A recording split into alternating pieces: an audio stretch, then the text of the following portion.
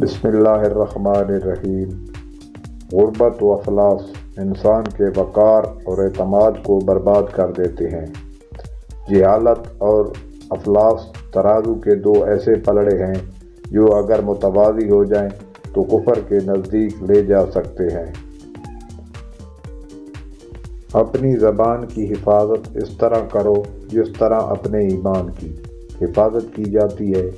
ایمان کی حفاظت نہ کرنے سے ایمان کے چھوٹ جانے کا خدشہ ہے، اور زبان کی حفاظت نہ کرنے سے عزیز و اقارب چھوٹ جانے کا۔ انسان اگر زبان کے استعمال کے بجائے دماغ کا زیادہ استعمال کرے تو بہت سے مسائل اور مشکلات سے بچ سکتا ہے۔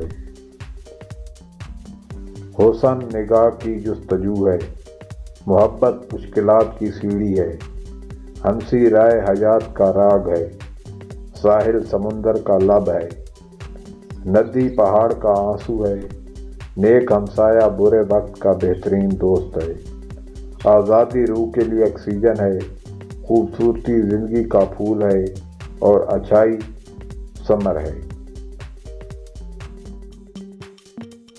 زندگی ایک پھول ہے اور محبت اس کا شہد ہے۔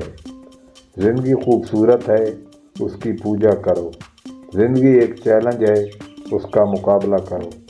زندگی ایک غم ہے، اس پر غالب رہو۔ زندگی ایک فرض ہے، اسے ادا کرو۔ زندگی ایک سفر ہے، اسے مکمل کرو۔ زندگی ایک وعدہ ہے، اسے پورا کرو۔ زندگی ایک چوٹی ہے، اسے سر کرو۔ زندگی ایک امانت ہے، اس کی حفاظت کرو۔ حضور صلی اللہ علیہ وآلہ وسلم نے فرمایا، دل چار قسم کے ہوتے ہیں۔ نمبر 1، صاف دل جو روشن چراغ کی طرح چمک رہا ہو۔ دوسرے وہ دل جو غلاف آلودہ ہوں۔ تیسرے وہ دل جو الٹے ہیں۔ چوتھے وہ دل جو مخلوط ہوں۔